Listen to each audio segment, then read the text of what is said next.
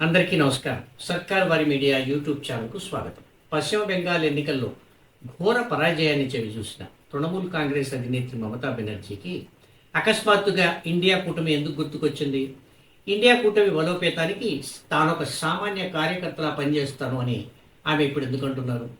శాసనసభ ఎన్నికలకు ముందు పశ్చిమ బెంగాల్లో అంటే తన సొంత రాష్ట్రంలో కాంగ్రెస్ అస్తిత్వాన్ని గుర్తించడానికి అంగీకరించని దీదీ ఇప్పుడు కాంగ్రెస్ అధినేత్రి సోనియా గాంధీ, ప్రతిపక్ష నేత రాహుల్ గాంధీ తనకు అండగా నిలుస్తామని భరోసా ఇచ్చారని, అలాగే ఎన్డీఏ కూటమి యావత్తు తన వెనకే ఉందని ప్రకటించడం దేనికి సంకేతం? 2024 ఎన్నికల కంటే ముందు భారత రాజకీయ యవనికపై ఇండియా కూటమి ఆవిర్భావం ఒక చారిత్రాత్మక అవసరంగా కనిపించింది. కానీ ఆ కూటమి లక్ష్యాన్ని చేరకపోవడానికి కారణం ప్రత్యర్థి బలం కంటే స్వపక్షంలోని నాయకుల బలహీనతలు, అహంకారాలే ప్రధాన కారణం. జనతాదళ్ యునైటెడ్ అధినేత నితీష్ కుమార్ వేసిన పునాదిని మమతా బెనర్జీ ఎలా కూల్చారు? భారత రాష్ట్ర సమితి అధినేత కేసీఆర్ తన రాజకీయ ప్రయోజనాల కోసం కూటమిని ఎలా పక్కదారి పట్టించారు అనే అంశాలను ఈ వీడియోలో పరిశీలిద్దాం. 2022 ఆగస్టులో నితీష్ కుమార్ బీజేపీతో తెగతెంపులు చేసుకున్నప్పుడు ఆయన మనసులో ఉన్న లక్ష్యం ఒకటే, అది 2024లో భారతీయ జనతా పార్టీని గద్దెదించడం. ఈ దేశానికి ప్రధాని కావాలనేది నితీష్ కుమార్ చిరకాల కోరిక. ఆయన భారతీయ జనతా పార్టీతో కలిసి ఆనాడు బీహార్లో ఒకవైపు ప్రభుత్వం కొనసాగిస్తూనే 2022 ఏప్రిల్ నుంచే ప్రతిపక్ష పార్టీలను ఏకం చేసేందుకు తెర వెనుక ప్రయత్నాలను మొదలుపెట్టారు. చాలామంది ప్రతిపక్ష నేతలతో తెర వెనుక మంతనాలు సాగించారు. తన మంతనాలకు ప్రయత్నాలకు ఒక మద్దతు లభిస్తోందని భావించిన నితీష్ కుమార్ 2022 ఆగస్టు 9వ తేదీన భారతీయ జనతా పార్టీతో తెగతెంపులు చేసుకున్నారు. ఆ తర్వాత రాష్ట్రీయ జనతాదళ్, కాంగ్రెస్, వామపక్షాలతో కలిసి బీహార్లో మహాగఠబంధన్ ప్రభుత్వాన్ని ఏర్పాటు చేశారు. ఆ తర్వాత ఏడాది అంటే 2023 జనవరి నుంచి నితీష్ కుమార్ దేశవ్యాప్త పర్యటనలు చేపట్టారు. ఢిల్లీ వెళ్ళి కేజ్రీవాల్ను కలుసుకున్నారు. కోల్కతాలో మమతా బెనర్జీతో భేటీ అయ్యారు. లక్నోలో అఖిలేష్ను కలుసుకుని భారతీయ జనతా పార్టీకి వ్యతిరేకంగా దేశంలోని ప్రతి లోక్సభ స్థానంలోనూ ప్రతిపక్షాలకు చెందిన ఒకే ఒక అభ్యర్థిని నిలబెట్టి, అంటే 1:1 అనే సూత్రాన్ని అందరి మెదడులోకి నితీష్ కుమార్ ఎక్కించారు. నితీష్ చొరవతోనే 15 పార్టీల నేతలు 2023 జూన్ 23వ తేదీన బీహార్ రాజధాని పాట్నాలో ఒకే వేదికపైకి వచ్చారు. రాహుల్ గాంధీ, మమతా బెనర్జీ పక్కపక్కన కూర్చుని మాట్లాడుకోవడం చూసి దేశం యావత్తూ ఆశ్చర్యపోయింది. ఇది నితీష్ కుమార్ సాధించిన మొదటి విజయం. ఇక్కడే విపక్షాల ఐక్యతకు బీజం పడింది.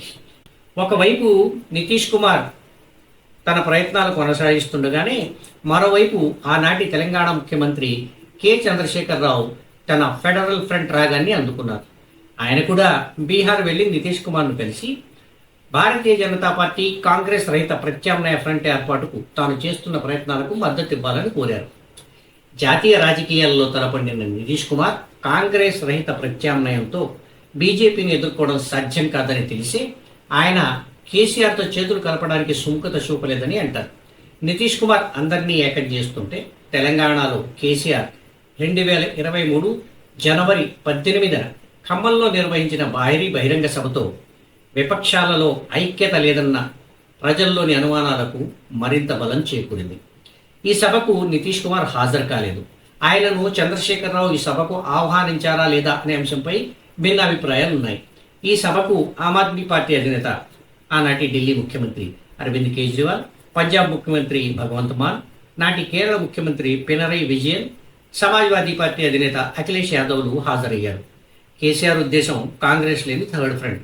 దేశంలోని విపక్షాలు ఏకం కావాలని ప్రయత్నిస్తున్న సమయంలోనే కేసీఆర్ ఇలాంటి సభ నిర్వహించడం ద్వారా విపక్ష ఓటు బ్యాంకును రెండుగా చీల్చారు. ఇది బీజేపీకి అత్యంత భారీ ప్రయోజనాన్ని చేకూర్చింది. ఆనాడు కాంగ్రెస్ను విమర్శించడం ద్వారా కేసీఆర్ పరోక్షంగా భారతీయ జనతా పార్టీకి మేలు చేస్తున్నారని కాంగ్రెస్ ఆనాడు ఘాటుగా విమర్శించింది. సభకు వచ్చిన కేజ్రీవాల్, విజయన్ వంటి వారు కూడా కాంగ్రెస్తో విభేదించేవారు కావడం వల్ల ఇది ఇండియా కూటమికి సమాంతరంగా మరో కూటమి కడుతున్నారా అనే అనుమానాన్ని ప్రజల్లో మరింతగా రగిలించింది. ఇది విపక్ష ఓటు బ్యాంకును గందరగోళానికి గురిచేసింది. కేసీఆర్ తన వ్యక్తిగత ఇమేజ్ కోసం దేశవ్యాప్త ఐక్యతను పణంగా పెట్టారని విమర్శకులు ఇప్పటికీ భావిస్తారు.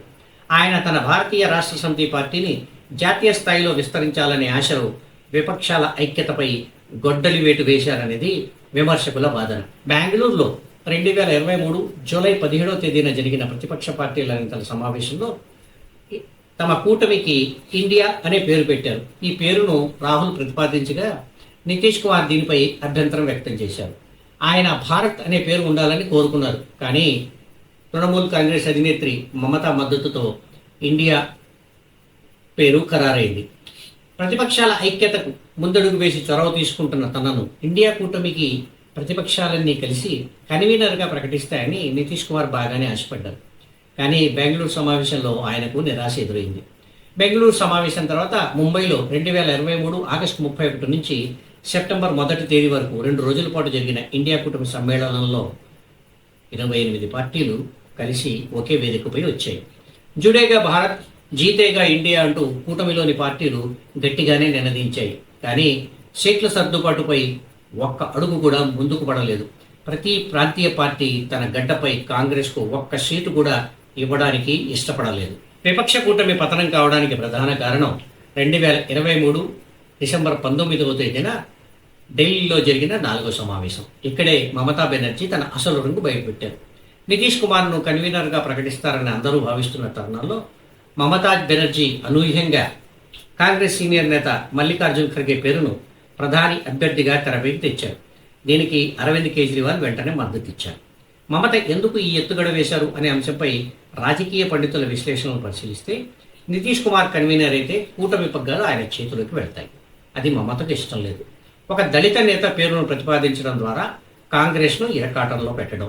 దీనివల్ల 2 ప్రయోజనాలు: 1, నితీష్ను అప్రస్తుతం చేయడం; 2, రాహుల్ గాంధీ గురిని కూడా ప్రధాని కాకుండా అడ్డుపడడం. నితీష్ కుమార్ ప్రధాని అభ్యర్థి కాకుండా అడ్డుకోవడం, ఖర్గే పేరు చెప్తే రాహుల్ గాంధీని పక్కన పెట్టినట్టు అవుతుంది అని మమతా బెనర్జీ గట్టిగా విశ్వసించారని అంటారు. కాంగ్రెస్ దీనిని అంగీకరించినా తిరస్కరించినా మమతకు లాభమే. భారతీయ జనతా పార్టీ హిందుత్వ కార్పును ఎదుర్కోవడానికి ఒక దళిత ముఖ చిత్రం అవసరమనే వాదన కూడా ఆనాడు ఆమె తెరపైకి తెచ్చారు. ఈ చర్య నితీష్ కుమార్ను తీవ్రంగా గాయపరిచింది. కూటమిని నిర్మించిన తనను పక్కన పెట్టి వేరే పేరును తెరపైకి తేవడం నితీష్ కుమార్ జీర్ణించుకోలేకపోయారు. ఆ మౌనమే జనవరి 2024లో ఆయన ఎన్డీఏలోకి తిరిగి వెళ్లడానికి దారితీసింది. కూటమికి ఆద్యుడైన వ్యక్తినే గౌరవించుకోలేకపోవడం ఇండియా కూటమికి కోలుకోలేని దెబ్బ. భారతీయ జనతా పార్టీ బలపడడానికి మోడీ చరిష్మా ఎంత కారణమో ప్రతిపక్ష నేతల ఇగోలు కూడా, అహంకారాలు కూడా అంతే కారణం. ఇక ప్రస్తుత బెంగాల్ శాసనసభ ఎన్నికల విషయానికి వస్తే బెంగాల్లో కాంగ్రెస్తో పొత్తుకు మమతా బెనర్జీ ససేమిరా అన్నారు. నేను ఒక్కదాన్నే భారతీయ జనతా పార్టీని ఓడిస్తాను అన్న ఆమె అహంకారం విపక్ష ఓటు బ్యాంకును చీల్చింది. ఫలితంగా ఈనాడు బెంగాల్ ఎన్నికల్లో ఆమె అధికారాన్ని కోల్పోయింది. తెలంగాణలో తన రాజకీయ లబ్ధి కోసం చంద్రశేఖరరావు కాంగ్రెస్ను శత్రువుగా చూపి జాతీయ స్థాయిలో ప్రతిపక్షాల ఐక్యతను దెబ్బతీశారు. ఆయన వైఖరి వల్ల విపక్షాలు బలహీనపడి భారతీయ జనతా పార్టీకి మూడోసారి అధికారం దక్కడం సులభం అయిందనే చెప్పాలి. ఇక ఆర్జేడీ నేత లాలూ ప్రసాద్ యాదవ్ తన కొడుకు తేజస్విని ముఖ్యమంత్రిని చేయాలనే ఆతృతతో మమతా బెనర్జీ అరవింద్ కేజ్రీవాల్కు మద్దతు తెలిపి నితీష్ను ఇబ్బంది పెట్టి ఆయనను కూటమి నుంచి బయటకు పంపేలా చేశారు. ప్రస్తుతం బెంగాల్లో బీజేపీ జైత్రయాత్ర సాగించడం, తృణమూల్ కాంగ్రెస్ ఘోరంగా దెబ్బతినడం గమనిస్తే మమతా బెనర్జీ వైఖరిలో మార్పు స్పష్టంగా కనిపిస్తోంది. ఇండియా కూటమిలో తాను ఒక సామాన్య కార్యకర్తగా పనిచేస్తాను అని ఆమె ప్రకటించడం కేవలం రాజకీయ అస్తిత్వం కోసమే అని నిర్ద్వంద్వంగా చెప్పవచ్చు. అధికారం ఉన్నప్పుడు నితీష్ను అడ్డుకున్న ఆమెకు ఇప్పుడు అధికారం పోయేసరికి కూటమి ఐక్యత గుర్తుకు రావడం ప్రజలను మోసం చేయడమే. 2024 ఎన్నికలకు ముందు భారతీయ జనతా పార్టీ పట్ల ప్రజల్లో వ్యక్తమవుతున్న వ్యతిరేకతను గమనించే నితీష్ కుమార్ భారతీయ జనతా పార్టీకి వ్యతిరేకంగా ప్రతి లోక్సభ స్థానంలో ప్రతిపక్షాల నుంచి ఒకే అభ్యర్థిని పోటీగా నిలబెట్టాలి అనే సూత్రాన్ని ప్రతిపాదించారు. ఆ సూత్రాన్ని పాటించి 2024 లోక్సభ ఎన్నికల్లో ఉత్తరప్రదేశ్లో కలిసి పోటీ చేసిన సమాజ్వాదీ పార్టీ, కాంగ్రెస్ ఎలా భారతీయ జనతా పార్టీని కట్టడి చేయగలిగారో దేశమంతా చూసింది.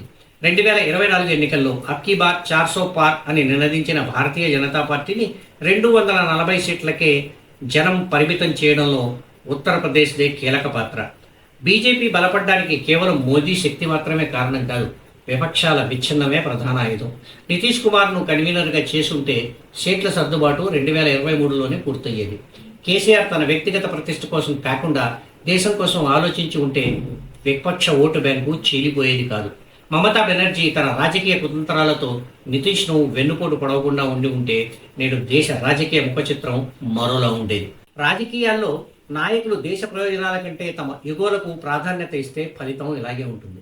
అధికారం కోల్పోయిన తర్వాత వచ్చే జ్ఞానోదయం కంటే అధికారం కోసం పోరాడుతున్నప్పుడు చూపే ఐక్యతే అసలైన రాజకీయం. ఆనాడు నితీష్ను అద్దుకున్న మమతకు నేడు ఓటమి తర్వాత ఐక్యత గుర్తుకు రావడం ఒక రాజకీయ అవకాశవాదం తప్ప మరొకటి కాదు. నితీష్ కుమార్ కేవలం మమత వల్ల మాత్రమే బయటకు వెళ్ళలేదు.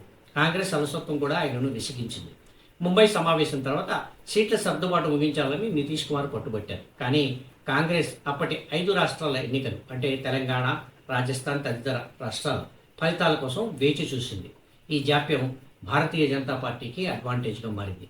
కూటమిలో మమతా లేదా నితీష్ ప్రాధాన్యత పెరిగితే రాహుల్ గాంధీ నాయకత్వానికి ముప్పు అని భావించిన కొందరు కాంగ్రెస్ నేతలు నితీష్కు కన్వీనర్ పదవి ఇవ్వకుండా కాలయాపన చేశారు. విపక్షాల స్వయంకృత అపరాధం వల్లే భారతీయ జనతా పార్టీ 3వ లోక్సభ ఎన్నికల్లో బొటాబొటీ మెజారిటీతో గెలిచినా ఆ తర్వాత వివిధ రాష్ట్రాలకు జరుగుతున్న ఎన్నికల్లో మాత్రం తిరుగులేని శక్తిగా ఎదుగుతోంది. ఇప్పుడు తన చిరకాల ప్రత్యర్థి మమతా బెనర్జీని మట్టి కరిపించిన మోడీ, అమిత్ షా ద్వయం వచ్చే ఏడాది మొదట్లో జరిగే ఉత్తరప్రదేశ్ ఎన్నికల్లో అఖిలేష్ యాదవ్ను ఓడించే దిశగా ఇప్పటి నుంచే పావులు కదుపుతున్నారు. అఖిలేష్ కూడా ఓటమి చవిచూస్తే ఉత్తరాదిన ప్రాంతీయ పార్టీల చరిత్రకు శుభం కార్డు పడినట్లే. ఇప్పుడైనా ప్రతిపక్షాలు తమ యుగోలను పక్కన పెట్టి ఒకతాటిపైకి వస్తాయా, లేక భారతీయ జనతా పార్టీ సృష్టించే సునామీలో కొట్టుకుపోతాయో వేచి చూద్దాం. వీడియో నచ్చితే మీ మిత్రులకు షేర్ చేయండి. ఛానల్ను సబ్స్క్రైబ్ చేయడం మర్చిపోకండి. నో నాయిస్, ఓన్లీ వాయిస్ కోసం చూస్తూనే ఉండండి మీ సర్కారు వారి మీడియా. త్వరలోనే మరో టాపిక్తో కలుద్దాం. అంతవరకు అందరికీ సెలవు. ధన్యవాదాలు. జై హింద్.